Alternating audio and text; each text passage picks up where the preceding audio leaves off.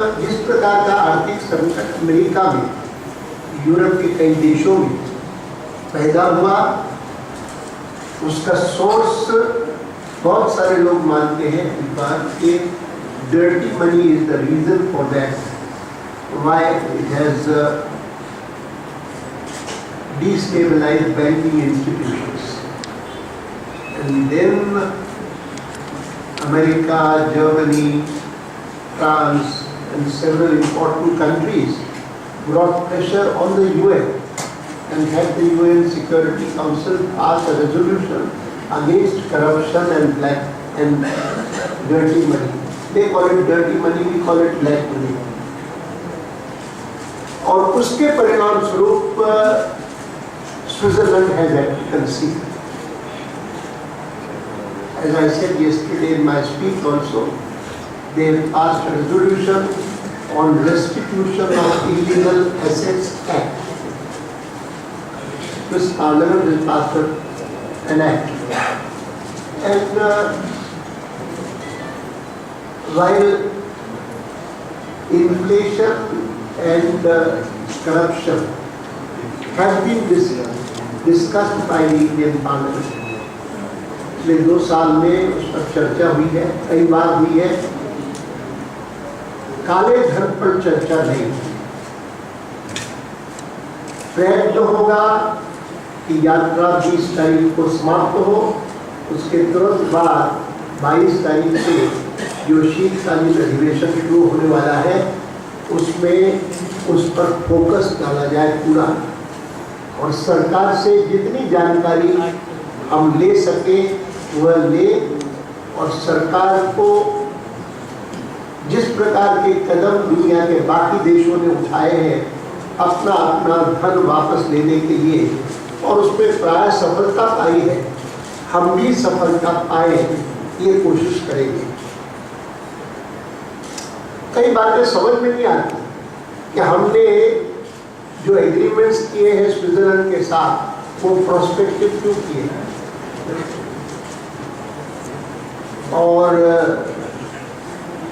उस पर टिप्पणी की है अपने इस वक्तव्य में भी मैंने, लेकिन हम चाहेंगे कि इस अधिवेशन का आरंभ एक श्वेत पत्र से सरकार करे, जिस श्वेत पत्र में इस काले धन के विषय में जो भी जानकारी वो हमको दे सकते हैं वो दे, और स्वयं उन्होंने अब तक क्या प्रयत्न किए हैं भारत का खजाना वापस भारत में लाने के लिए, इसकी जानकारी संसद को और देश को दे। मैं भूल नहीं पाता हूँ कि मैंने इस विषय में पहला पत्र प्रधानमंत्री को 2009 में लिखा था, जब जर्मनी ने घोषणा की थी कि उन्होंने लिंचेनस्टाइन बैंक से नाम प्राप्त किए हैं जो उनके यहाँ के नागरिक नहीं है, लेकिन उन्होंने वहाँ पर धन जमा करवाया है उस बैंक पे, और फिर उन्होंने ये भी घोषित किया सार्वजनिक रूप से कि जो 2000 नाम हमारे पास आए हैं उनमें केवल 500 जर्मनी के हैं, बाकी दुनिया के बाकी देशों के हैं, भारत के भी हैं। मैंने तब प्रधानमंत्री जी को पत्र लिखा था कि अगर भारत के नाम भी उसमें है तो वो आपको प्राप्त करने चाहिए। उसके बाद मुझे जानकारी है कि कई देशों ने हमको नाम भेजे हैं कि किन किन भारत के कौन कौन है जिन्होंने दूसरे दुनिया के देशों में अमाउंट जमा करवाए हैं।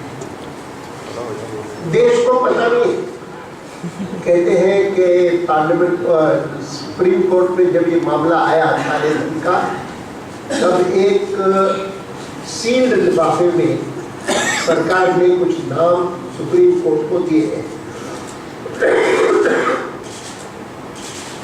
मैं समझ नहीं पाता हूं कि क्यों भारत सरकार इन नामों को छुपाना चाहती है, क्या उनका इंटरेस्ट है?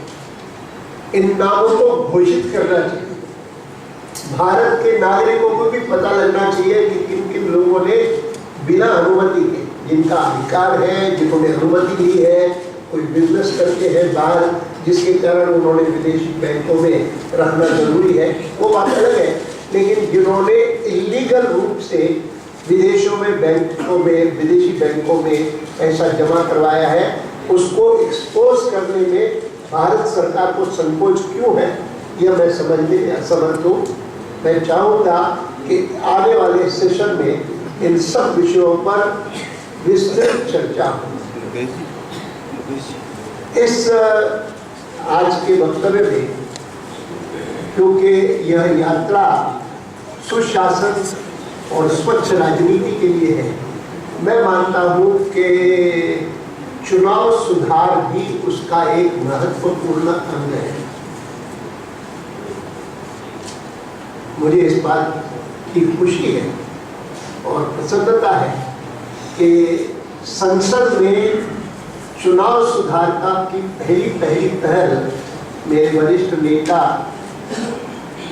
वाजपेयी जी ने 1970 में की थी, जब उन्होंने उनके प्रयत्न से एक जॉइंट पार्लियामेंट्री कमेटी बनी थी, जिसमें वे भी थे, मैं भी था, और उसने कई रिकमेंडेशंस की जो बहुत इम्प्लीमेंट भी हुई। आगे चल करके भी मेरी पार्टी लगातार चुनाव सुधार के संदर्भ में प्रयत्न करती रही है।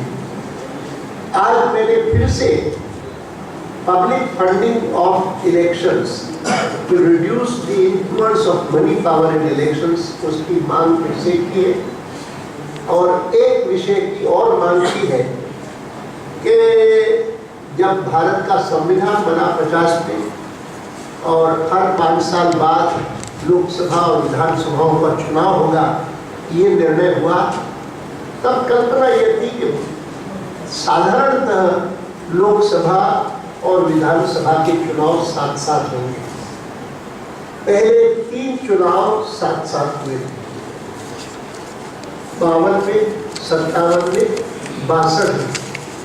उसके बाद लोकसभा का चुनाव 72 में होकर के 71 में हुआ।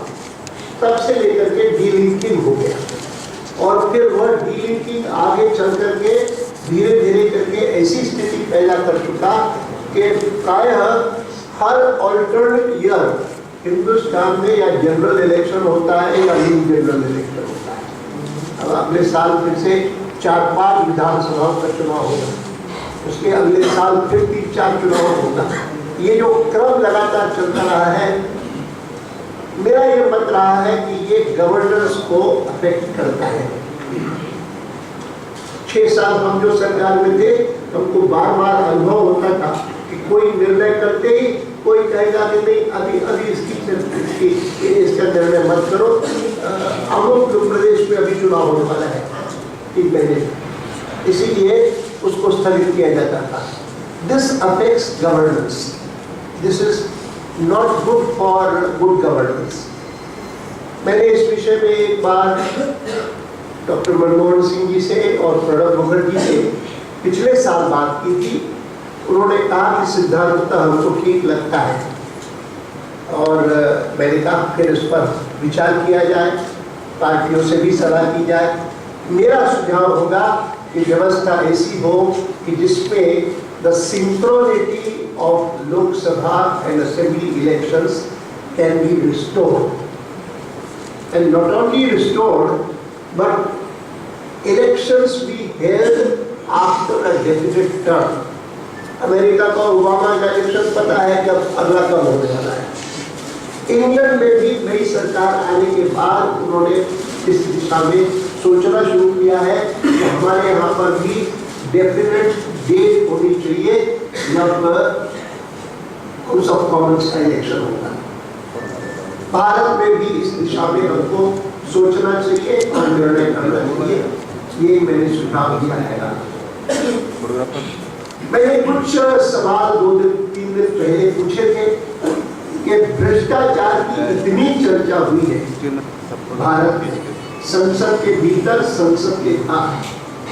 शायद ही कोई गांव होगा हिंदुस्तान का, शायद ही कोई कस्बा होगा, शायद ही कोई नगर होगा जहां पर पिछले 2 साल में भ्रष्टाचार की चर्चा न हुई हो। और बावजूद इसके भारत सरकार में जो वास्तव में प्रथम स्थान पर आज है, कांग्रेस पार्टी के अध्यक्ष, प्रधानमंत्री नहीं, वह कांग्रेस पार्टी की अध्यक्षा इसके बारे में चुप्पी क्यों साधे हुए है? यह सवाल आज फिर से मैंने दोहराया है। देश जानना चाहेगा कि उनका क्या मत है। इतने बड़े घोटाले हो रहे हैं, उनकी क्या भूमिका है? उन्होंने उस विषय में क्यों नहीं कदम उठाए? प्रधानमंत्री की आलोचना तो होती रहती है, और प्रधानमंत्री तो के लिए तो यहाँ तक आया है कि जितने सारे डीएमके के लोग आज जेलों में हैं, उनमें से कईयों ने कहा है कि हमने तो उनसे स्वीकृति दी, कोई कहता है कि हमने चिदम्बरम जी से की, वो उस समय वित्त मंत्री थे। ये सारे के सारे सवाल चलते रहे, लेकिन मैं चाहूँगा कि कांग्रेस पार्टी की अध्यक्षा भी इस विषय में अपना मौन त्यागे। मुझे जो कुछ कहना था लगभग आपको अपने स्टेटमेंट में भी मिल जाएगा, बाकी तो Now you can ask questions. One request, we have to discuss. Please wait, I'll call you.